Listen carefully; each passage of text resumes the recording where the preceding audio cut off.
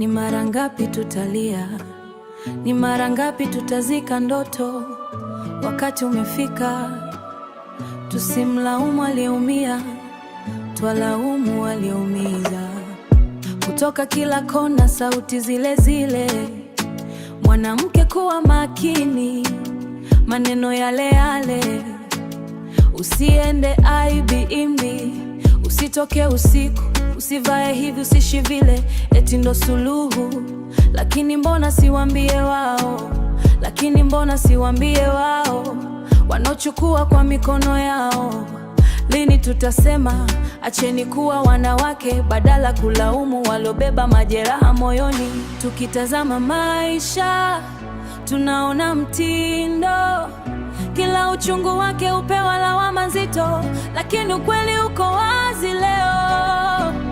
Si yeye wa kulaumiwa, hapana, si yeye wa kulaumiwa, si yeye wa kuaibishwa.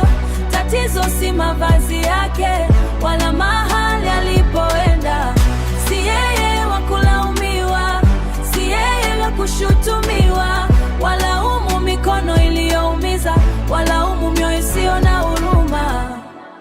Haki kwa ladake sikike juu, mwanamke akiuliwa lawamani zake.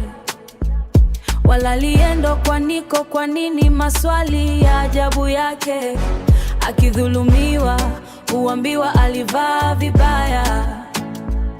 Hata watoto na wazee hupitia hayo hayo.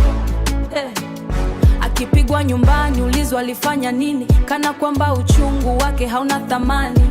Akiwa mapeke yake jamii umtenga, lakini nani atona machozi anayobeba? Kwa kila msichana mdogo una thamani, kwa kila mama nguvu yako tunaiona. Kwa kila dada hatuko kimya tena, kwa kila mwanaume kwa sehemu ya badiliko. Linda, heshimu, simama nasi.